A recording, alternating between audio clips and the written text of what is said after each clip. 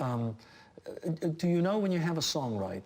I don't like changing songs. I might take a chorus of a song from 10 years ago and put it into a verse of today, you know, but not, otherwise, no. I mean, I think once you've written a song, it's written, you know. It's done. It's done. You got to move on. Yeah, yeah. So what's the germ of a song? Where does it start? Does it start with the melody, the chord, the lyrics? Most of the time it does start with a melody and an idea, you know, a title, you know.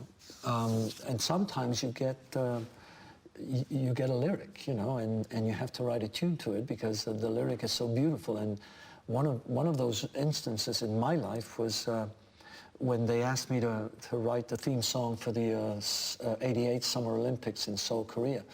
NBC called me up and said, you know, we'd love you to, you know, to write our theme song, you know. And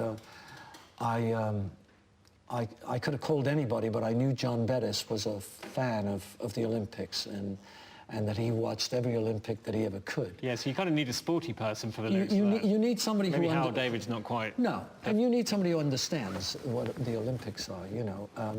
And so I called him up, and he was thrilled. I mean, he and I had written a hit for the Carpenters, and we later wrote something else for Diana Ross, you know. But he called me up, and I called him up and said, "Would you like to do this with me?" He did, and he didn't give me much time. I mean, I sat to have dinner about an hour after I called him. He calls me back and says, "Look, I got this chorus. What do you think?" You know, and he reads out this chorus, which I thought, you know, was incredible. And he says, "And I do have some verse lyrics, you know."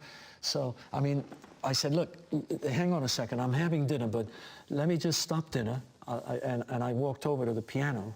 You know, I took the phone, I put it there, and I said, "Well, read out the lyrics." And he read them out, and as you know, I said, "Well, what do you think of this?" You know, and I went, "Each day I live, I want to be a day to give the best of me. I'm only one, but not alone. My finest day is yet unknown. I broke my heart for every gain. To taste the sweet, I face the pain. I rise and fall, yet through it all, this much remains.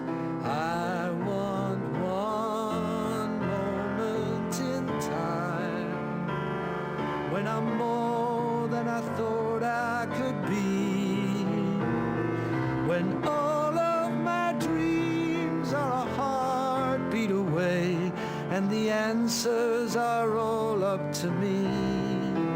Give me one moment in time when I'm racing with destiny.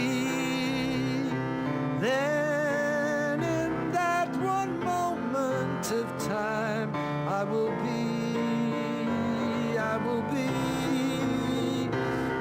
be free."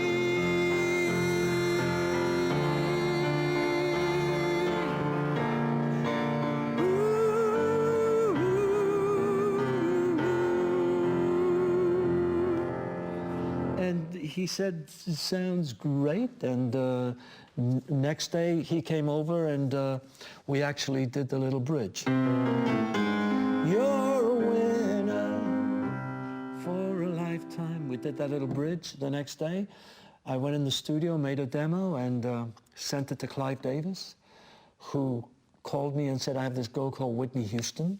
Actually, when I was writing One Moment in Time, my thoughts were Elvis Presley, but he was dead. You know? Yeah, he wasn't available. No, unfortunately.